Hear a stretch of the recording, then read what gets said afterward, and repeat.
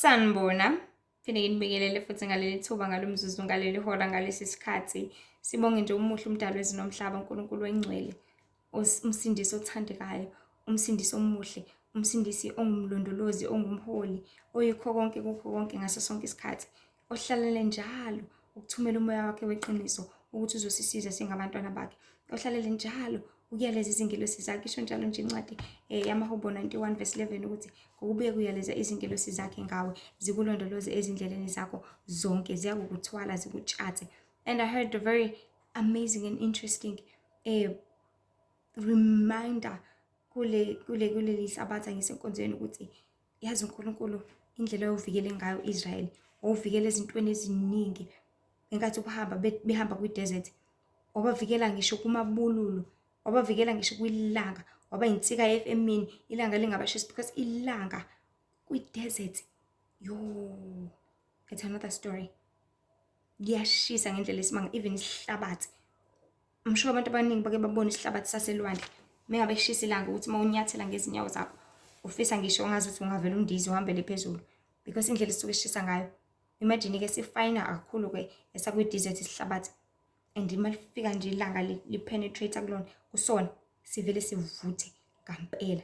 Livuthe ngampela i-desert. So uNkulunkulu wakwazi ukuthi abavikele abantwana baka-Israyeli kulelo langa kwaba yinsika yefu.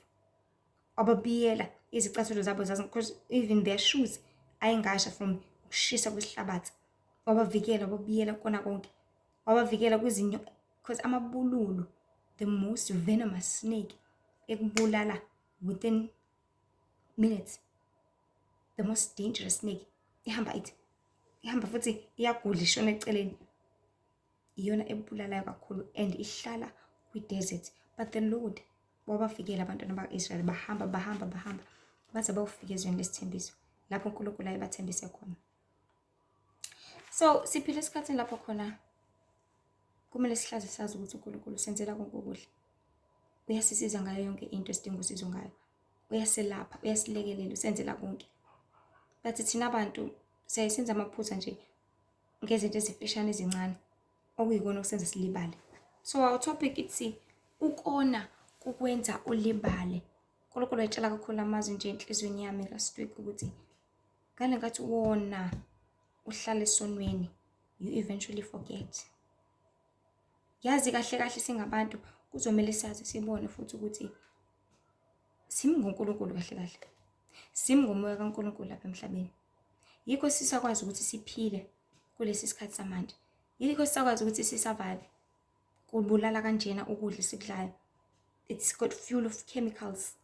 It's got full of artificial sugar, antioxidants, full of izinto esingazazi singaziqondi. Kujove ngasingakubonanga. Full of processed things. Yonke into isiprocessiwe kuqala.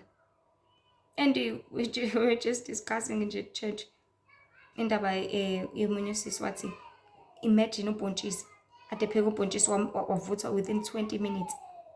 Imagine sekune-instant beans but kudala ubhontshisi wawuvutha mhlawumbe at least the minimum 2 hours or 3 hours, but manje usuvutha within 20 minutes. Imagine how instant it is lapha emhlabeni njengamanje. Yonke into kumele nje kube uhwaqo. Kwenzela ukuthi abantu babe busy ngezinto eziningi zala emhlabeni. Because kudala wawuba busy ngani? Ngensimu, ngemfuyo, bese kuyaphekwa, kudliwe, kuhlale kubungazwe, kujatshulwe, kuculwe, kusinwe nje. But manje kumele udle usheshise. Kumele uyochofa ikhompyutha. Kumele udle lo uthi uchofa ubudla ama-noodles. Kumele uthi uchofa ube into esheshayo. Yonke into impilo isiyaphithizela, iyashesha njengamanje. Everything is quick. Sekuphila impilo yasedolobheni emakhaya. Everything is urbanized. Everything is like kuza ngesizotho nangendlela yentuthuko. Kanti intuthuko ndini le iyona esilahlekisayo esibulalisayo. Intuthuko ndini le iyona yenza kwamanye abantu abaningi baziphakamisa. Because uzothi uthuthukile when you've got this big car, abangenayo subabona, abangenayo uyabaduba sinoma kanjani. Because you've got something better. Uthuthukile phela wena uhlakaniphile wenza kangcono empilweni. So bantu bakaNkulunkulu, sesisabelwe ngumoya kaNkulunkulu kuphela lapha emhlabeni. Siphila nabantu abakanjena abanonya umuntu engamshayisa umuntu qede lapha ayihambele. Ambuko, oh Nkosi yami ushayisekile kanje kanje. So what? Siphila nabantu abakanjalo uthola ukuthi they can cut people into pieces. Actually, ngoba to be honest, coming from a spiritual perspective, ngoba kuyiyena umuntu loyo, but usuke influenced ngaleyo ndlela. Kodwa ke ngokuvuma komuntu engale nkathi kube ngazuthi uyena ngempela uyintshile lento.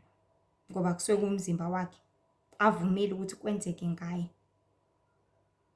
Kusuke kufana noma ikhampani yaka DSV izodilivela ikhampani mhlasimpe yaka MultiChoice. Obviously kuzobe ngazuthi ibona abakwenzile oDSV.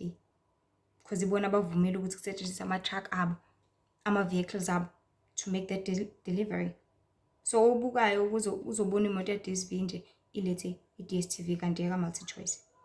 So whatever that have been allowed, ngisho kuthiwa kona kangakanani, kubukwa wena. Kubuka wenzile. Well, nanoma bathi isithunywa sinacala, but sivumile. Sinecala. Uvumile ukuthi uthunyelwe ukuthi uyobulala liya mayor liyana. Khona le deputy mayor kuzobe yiyona ezophatha esikhundleni. The fact that wena as an assassin uvumile ukuthi usebenzise izinyawo zakho, izandla zakho, amehlo akho, and go and pull the trigger to that mayor. Now unecala. So uvume wena ngomzimba wakho, yena ukwenze ngenhloso yakhe. So noba ubili, you will get that punishment. So wena uvume ngomzimba wakho ukuthi uyophuza lobo tshwala. So idemon lokuphuza nawe, you will get that punishment. Because wena uvumile ukuthi yes ngizokwenza. Wavuma wathi yes. Your yes uwona wenkinga. So as a person, as idokodo, awazi lutho, awuqondi lutho, kanti futhi akukho ongakwenza wenzele inkosi ngaphandle if you are filled with umoya kaNkulunkulu, more than enough and fed kakhulu emphefumulweni wakho to know and understand ukuthi kubaluleke kangakanani ukwenza 1 no 2 no 3. So umoya kaNkulunkulu ongumduduzi, umoya weqiniso, ukwenza konke. That is why uPawulu lesibuza ukuthi anazini ukuthi imizimba yeni idokodo likamoya kaNkulunkulu, idokodo likamoya oyingcwele. Why ningakwazi lokho? It is because uma sikwazi simdedela ngempela umoya weqiniso uhlale kithi, iwona ozosisiza kuyona yonke into, iwona ozosiqondisa endleleni, iwona ozositshela, ozosiyala, iwona ozosiphuphisa amaphupho, ukwenza iphupho ukukhumbule nje kuba linjalo ekseni. Iwona ozokwenza ukuthi ungabi late emsebenzini, iwona ozokwenza ukuthi ukhumbule ukuthi hayibo isikhathi sokufunda iBhayibheli manje, iwona ozokwenza ukukhumbula ukuthi hayibo isikhathi somkhuleko manje. Ngisho kuthiwa washa leke eduze wakho, but uzokufila egazini ukuthi u6 manje, u12 manje. Umoya kaNkulunkulu ofika uthinte wena ukukhumbuza ukuthi hayibo njalo, hayibo. So that is why Paul anazi yini, and it's true. Baningi abangazi ngoba they do not, sibona ngama actions ukuthi abazi. They do not seek to go and apply izinto ezizokwenza ukuthi umoya kaNkulunkulu uhlale kubo, uhlale nabo, ebese uyabasiza, uyabayala, ubaqondise ezindleleni zonke. Thina abantu masihamba endleleni we forget, siyalibala izinto siyazishiya, ikakhulukazi uma kukhona okunye kumele ukwenze kunokunye, you eventually forget. Now number 1, isono singukweqa umthetho. Angithi ngale nkathi wona wenza lokhu engamele ukwenze, right? Weqa umthetho. You need to keep the law. Umthetho kumele sigcina ngithi ngoba esivikela, ngoba usenza sihlalisana ngokuthula sinabantu. Because uma wabela umuntu ngeke nihlalisana ngokuthula, uhlezi ngixabana wena vele wangishontshela kanti cha. But if ungamtshontshela umuntu uzohlezi nihlalisa ngokuthula. But if ngale nkathi wona weqa umthetho, you are doing something that you are not supposed to do. Uphula umthetho. Ngokuphula kwakho umthetho, umoya kaNkulunkulu uzolibela ukukhumbuza ukuthi hayi ungephi, hayi ungakwenza ukuthi ugcine. Kodwa awuzokwenza lokho. Uma ungezokwenza lokho uzokushiya. Kumele hlezi understand ukuthi ayikho into engathandeki njengento nomuntu ongalaleli. Ayikho ingane ecunulayo njengengane engezwa. Uzuyiyeke ukuthi hayi ngiyamyeka lo. Same as umoya kaNkulunkulu, umuntu ongalaleli uyamuduba, uyamushiya. So let's say you've prepared your house, you've prepared umzimba wakho ukuthi uzohlala umoya weqiniso, umoya wengcwele, umoya omduduzi ozokufundisa konke, ozokuyala ezintweni zonke. And then ukuyale ngempela ukuthi ungakwenzi ukuthi ukwenze. Phinde ukuyale nangakusasa ungakwenzi ukuthi ukwenze. You are doing something ekungamele uyenze. But because you are constantly doing it, ulibele uyenze uphikelele uqhubekele, umoya kaNkulunkulu uzosuke ukushiye. Ngale nkathi usuhleli wedwa usuyidokodo, ingale nkathi usukulibala konke. Because buvela ukulibala vele. Umoya kaNkulunkulu ubukhumbuza nkathi usahleli nawe. Umoya kaNkulunkulu ubukutshela ukuthi ukhuleka. So uma usungasekho uzodlula u12 kube ngazi ukuthi awukaze. Udlula u6 kube ngazi ukuthi nje ungathi diki. You're gonna break the law ngendlela eyisimanga. Kuzoba lula ukuthi untshontshe ungabi nandaba. Because umoya kaNkulunkulu awusekho lo uzokukhumbuza ukuthi hayibo ungantshontshe. Uzoqamba manje uphafuza inkohliso ungabi nandaba futhi. Because only umoya kaNkulunkulu iwona oletha uvalo kuwena ukuthi no, you're not supposed to do this. No, akumele uyenze lento. Ebese uyasaba bese ungasayenza. Only if uNkulunkulu umoya wakhe bese uhlalisa kithi bese izokwazi siqonde ukuthi lezi zinto zibaluleke kangakanani ukuthi sizenze sizigcine. But if uqhubeka uwenza lokhu ngamele ukwenze, ususa lo moya lo ozokukhumbuza ukuthi ungayenzi lento, and then the more uqhubeka uyenza usukhohliwe usulibele ukuthi ayenziwa.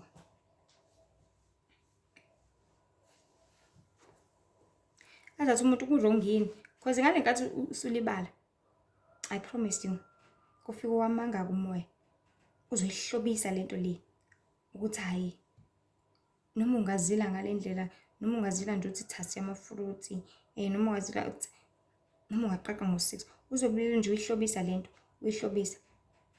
Mind you, you know for a fact ukuthi kahle kahle kuzilwa kanje, but full of excuses abakhona ngaleso sikhathi ebese kuyakulahlekisa endleleni.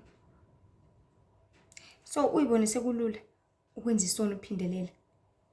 It's like uma busy negame, let's say umntwana busy udlala igame, akumemeza umama.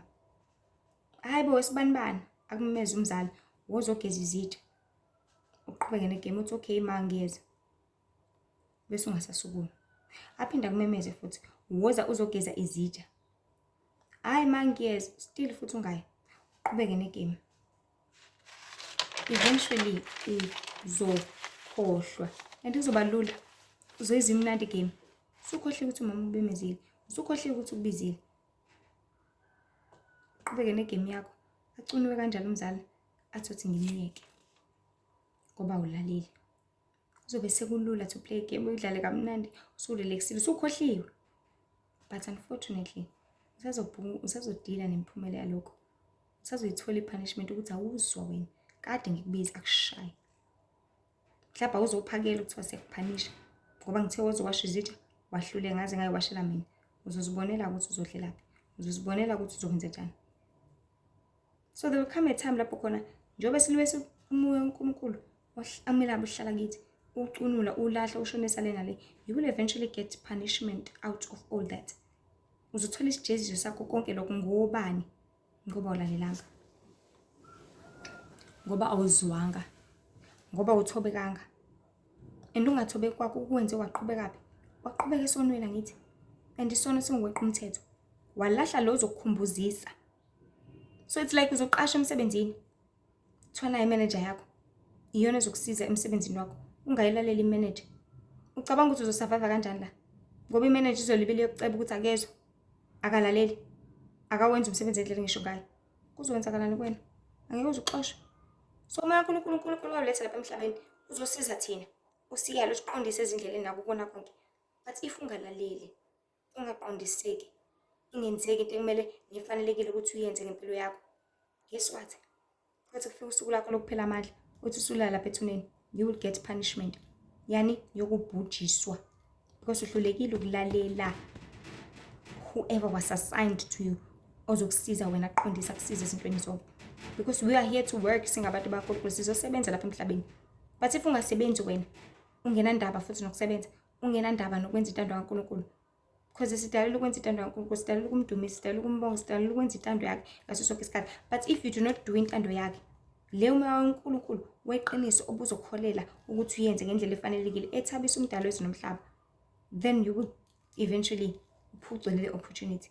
Uzophucwa leso sikhathi, uzophucwa leyo ndawo, uzophucwa leyo platform. Because imagine ngilibele imanager yakhe yocomplain ngawo kwiboss. Uphinde athi hayi bekezelele, phinde complain ngawo kwiboss. Usenze ukuthi namhlanje phinde complain ngawo kwiboss. Eventually iboss izokugixabeza nge-verbal warning, igixabeze nge-written warning, igixabeze nge-suspension, igixabezana noma ingane abagixabezana ngayo. And okugcina, you are fired. Uxoshiwe, umsebenzi usuphelile. So konke kukwenza ulibale. Sonke isono sikwenza ulibale.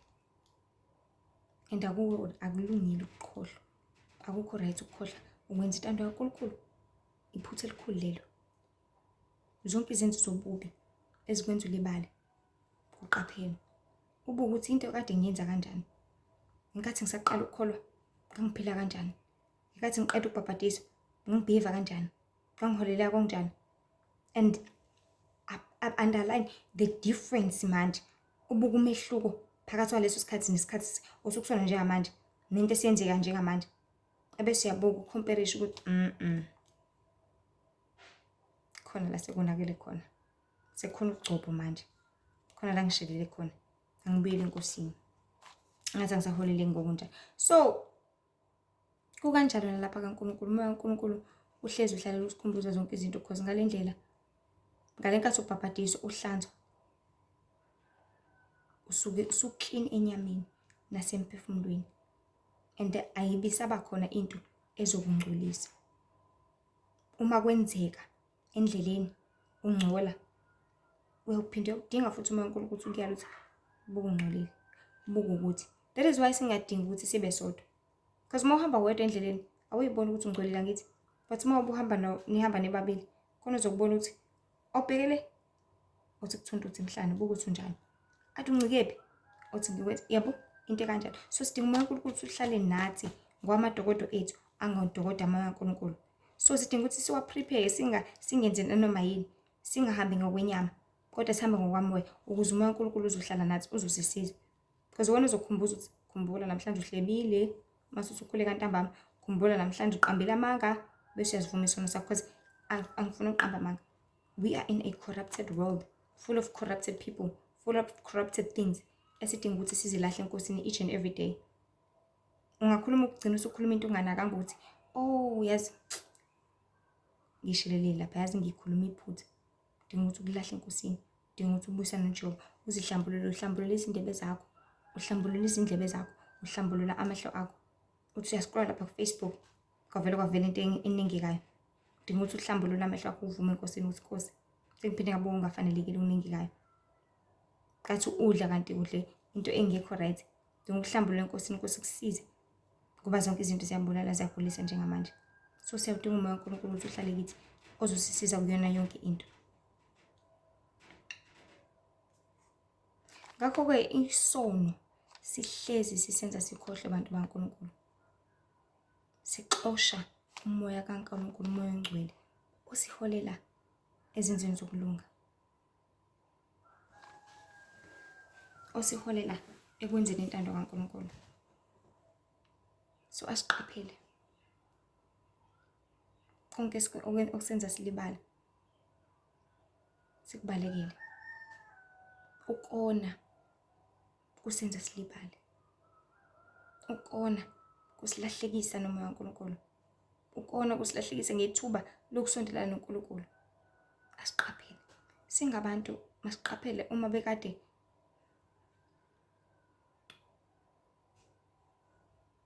asiphendukeni ezonweni. Ngizoba siqaphele yonke into ade uyenza kahle. Uthi yabuka sekushintshile manje. Angisenzi nje okade ngenza. Return, repent, go back. Funda ubuke ukuthi ngilahlekephi, ngidukephi, yini engiyenzanga kahle, yini engishelele kuyona. Ubuyele enkosini uJehova uzokwenza ukuthethelela kuba kukhulu. Isho njalo incwadi Isaiah 55 verse 6 verse 7. Uthi ubungobe makashiye imicabango yakhe.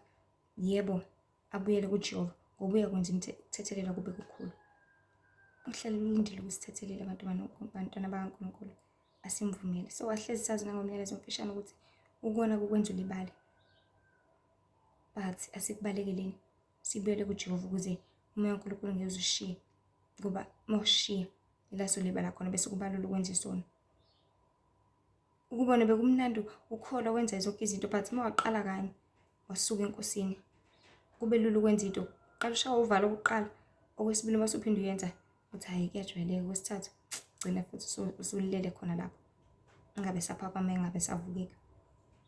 Kodwa-ke asiqapheleni senzeni intando yakho uNkulunkulu. Sibuyele ebukhoneni bakhe ukuze sohlengwa sisindise siyokuthola umvuzo ngawo wonke ngelinye ilanga. Inkosi nje nibusise kakhulu. Hlale nazi ukuthi uNkulunkulu ezonda isono, uNkulunkulu ekuthanda ubungcwele. Ezinye inkundla zokuxhumana uLihle Themba ku-TikTok, Lihle Themba Mzobo ku-Facebook, Lihle Themba Wende Mzobo ku-Instagram, la ungathola khona ama-short 10-minute clips acacisa konke ngomyalezo kaNkulunkulu.